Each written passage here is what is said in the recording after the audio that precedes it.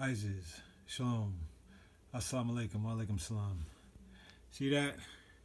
No extra bodies. This is influenza season. People die this time every year. Everybody's just talking about it more because the news is making everybody aware of it.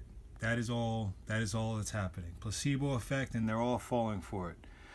I just want to point this out because I read this yesterday on the CDC site, and I saw no, actually it was a YouTuber that pointed it out that the CDC has this crazy rule about assuming that anyone who's dead has got the coronavirus or COVID.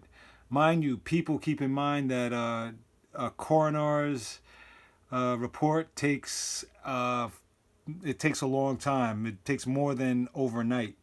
One day 300, then the next day 400, 500 are dead. That's impossible to know that.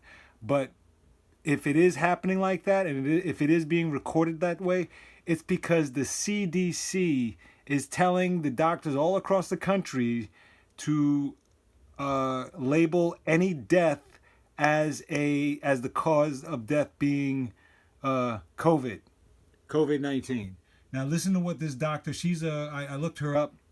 She's a what you would call like kind of a holistic doctor. And she, of course, is getting blasted, but she's also reading the CDC rule about what to label every death as and assume every death is because of the COVID, which is immoral. You can't do that. You're inflating the number of people who are actually dying and saying everyone's dying. But look, here, she says it herself. And if you want to check the whole video out, it's like 17 minutes long. I'm just going to play one clip. This is the person who's got it. A Plain Truth, 1 hour ago. That's the name of the title right there. You see that? Check the whole thing out. It's very informative. But here, I will play this piece for you and listen to what she's got to say. Brace yourselves and please pay attention and let what I'm about to tell you sink in. The assumption of COVID-19 death can be made even without testing. Based on assumption alone, the death can be reported to the public as another COVID-19 casualty.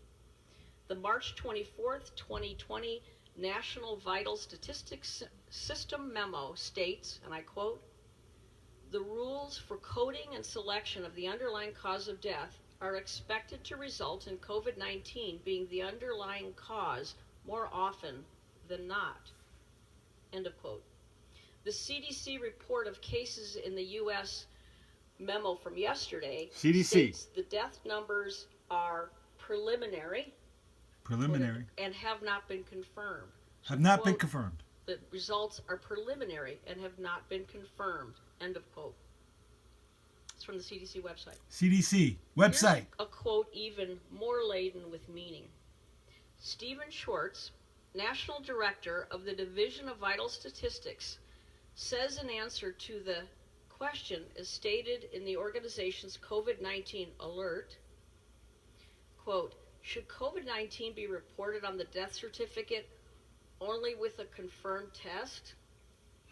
Check out his answer, and I quote from this memo, of which I have a copy, quote, "COVID-19 should be reported on the death certificate for all decedents where the disease caused or is assumed to have caused or contributed to death.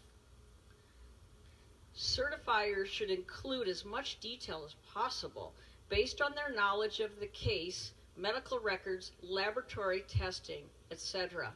End of quote. Okay.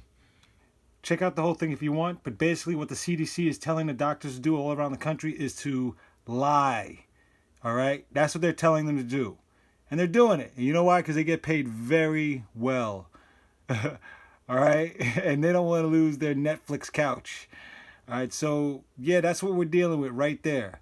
You see how they're inflating it? And now they're going to blame it on the black community. Somehow the Wuhan fake virus got from way over there into the black community.